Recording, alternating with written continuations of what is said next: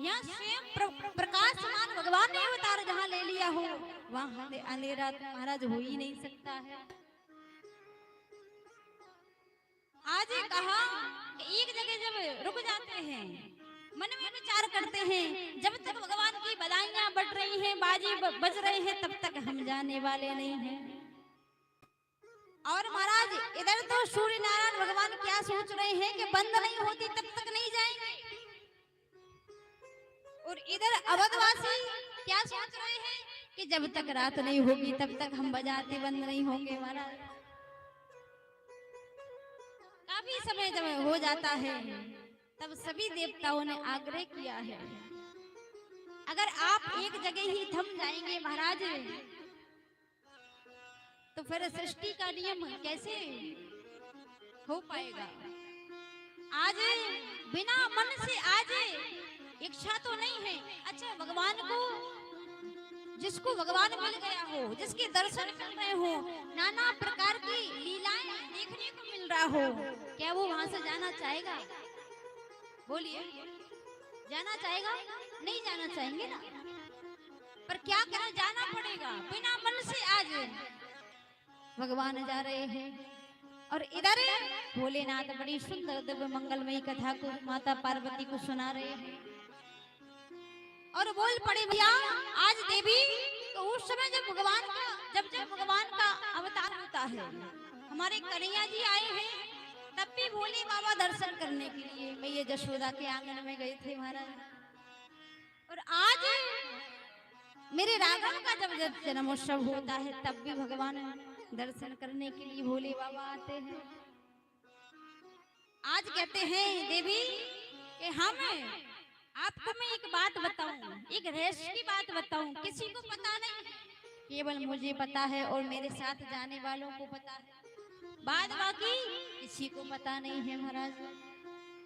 आज भोले बाबा बोल पड़े, और एक कहूं निज चोरी सुन गिरजा अति दृढ़ मति मोरी। हे देवी, मैं आपको एक चोरी की बात बताता हूँ। मैया विचारने लगे, बाबा चोरी? हाँ, हमने चोरी की थी। कहने लगी, आपने कौन सी चोरी कर ली महाराज? आज भोले बाबा बोल पड़े हैं कि कागे भुसुंडी संगे हम दो, कागे भुसुंडी संग हम दो, मनोज रूपी नहीं जानहि को, कागे भुसुंडी संग हम दो, मनोज रूप जानहि को, कागे भुसुंड।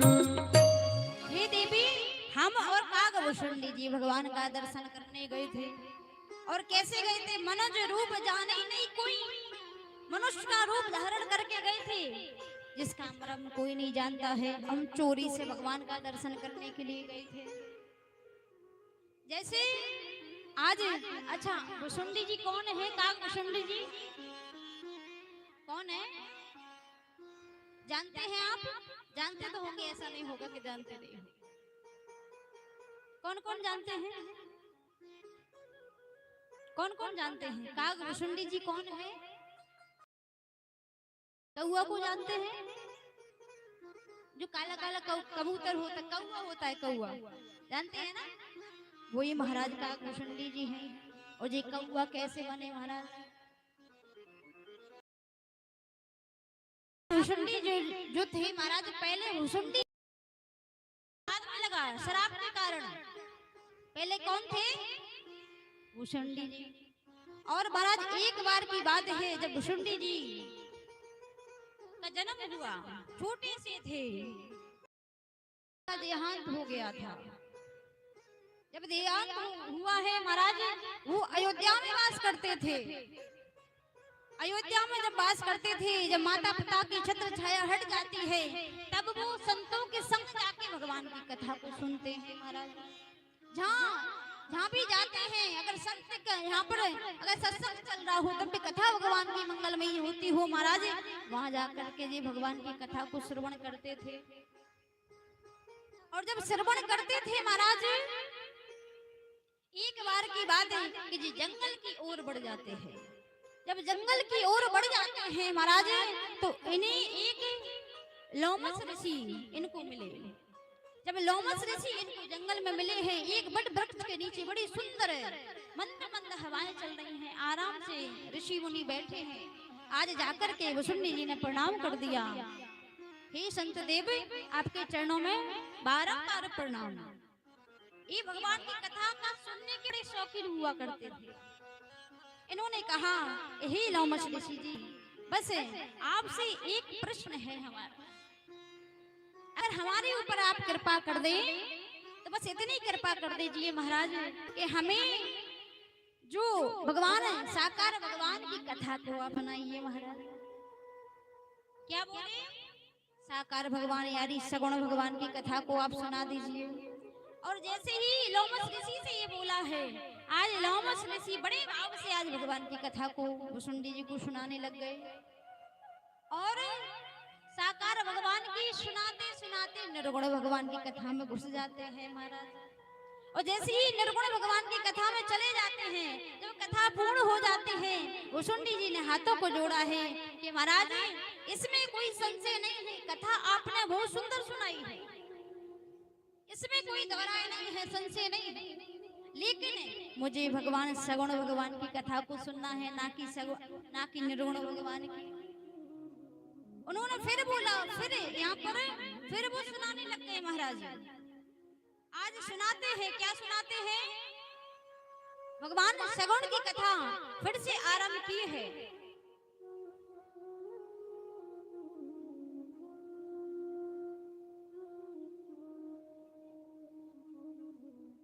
राधे राधे